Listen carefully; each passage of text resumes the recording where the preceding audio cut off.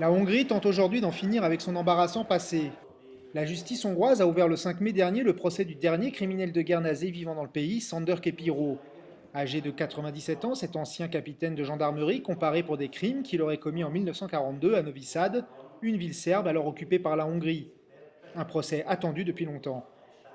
C'est le procès d'un criminel de guerre. C'est un procès important pour les victimes et les proches, mais aussi pour la société hongroise afin qu'elle connaisse la vérité sur ce qui s'est passé ici durant la Seconde Guerre mondiale et sur ce que l'armée hongroise et les gendarmes ont fait en Europe. Clarifier le rôle joué par la Hongrie dans la mise en œuvre de la solution finale, c'est aussi l'un des objectifs de la création du musée de l'Holocauste de Budapest en 2004. Une exposition récemment inaugurée retrace l'histoire du régime hongrois de Miklós Horthy de l'entre-deux-guerres à 1945.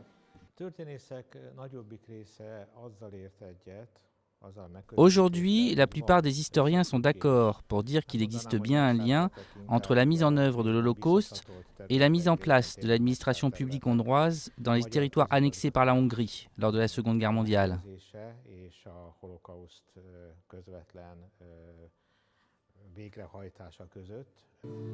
Les gouvernements successifs après-guerre ont toujours cherché à minimiser la responsabilité de l'État hongrois dans le génocide. Mais la question demeure cependant complexe. Bien qu'un grand nombre de juifs vivant dans les régions administrées par la Hongrie aient été déportés avant 1944, c'est avec l'arrivée au poste de Premier ministre de Ferenc Családj, le chef du mouvement nazi des Croix fléchées, que les déportations furent les plus importantes.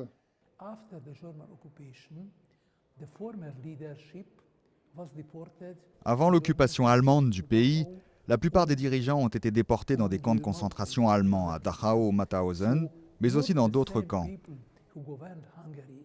Ce ne sont pas les mêmes personnes qui gouvernaient la Hongrie avant la guerre qui ont déporté les Juifs. Ceux qui ont déporté les Juifs n'étaient pas en poste avant l'occupation allemande. Il y aurait donc eu un avant et un après 1944, mais il n'empêche. Aujourd'hui, Sándor Képiro doit répondre des actes commis en 1942.